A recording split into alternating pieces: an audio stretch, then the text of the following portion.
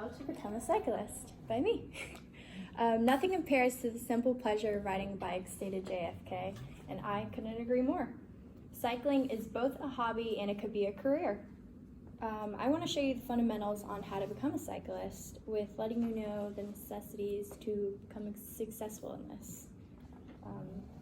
You'll know the steps it takes and how it's a great way to exercise, and it's also a good way to relieve stress as busy students. Even if you're sick, an article on benefits of cycling published in 2016 considered it an antibiotic. I know a little bit about this because I regularly mountain bike and road bike pretty often, and you'll get the little bit of insight of how much it really costs to start something like this and what you should probably ride if you're considering it and how to advance further on this. With anything, you want to start with a good foundation.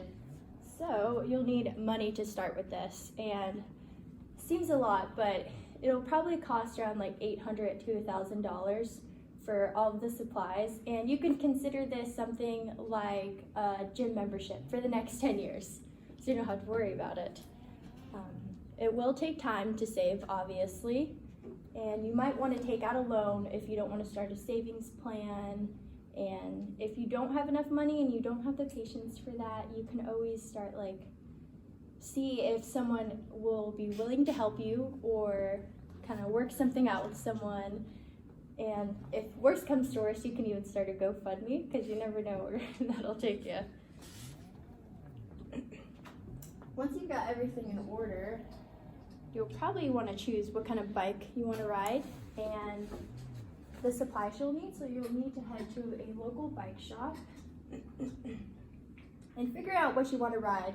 You probably want to ask yourself the simple question of if you want to ride on the road or off the road. And then here is mountain biking if not riding on the road seems something to consider, or on the road. And there is an in-between called gravel biking, which you'll be able to do both of it. And once you have decided that, you'll definitely need some gear.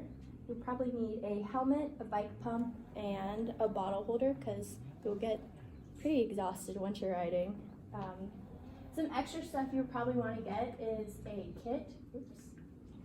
A kit right here, and this is just like an outfit to make you a little bit more aerodynamic. Also has like some cushion on your butt because it'll hurt when you're riding like 30 miles. It gets exhausting. Some pedals and shoes so you can keep up your momentum, and preferably for riding the road, you'll want a GPS just to keep track of how many miles you do.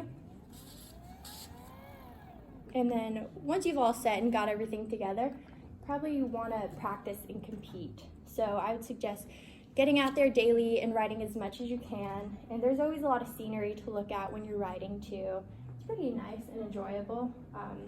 There's always group rides too to join, a little bit of the competitive side. And an article in January 2013 on 4 types of cycling, it's categorized for the enthused and the confident.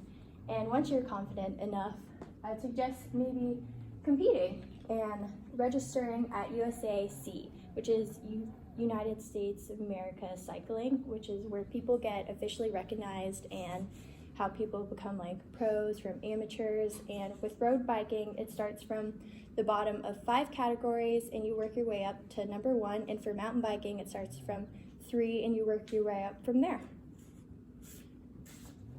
And now you have a little bit of insight from how much it costs to what type of riding you might want to do and ways to get better with it. And you have all the information to start something like this if it's ever piqued your interest. And I know it seems a lot of money to obtain, but like how I said before with the gym membership, you could think of it that way to kind of help. You may have never considered it before, but an ebook on cycling for life published in 2019 states that it contributes not only to self-improvement and self-knowledge on the individual level, but it is a hobby worth putting in the effort. And no matter what you deal with on a daily basis, only thing that really matters in cycling that makes everyone equal is how much heart and effort you really put into it.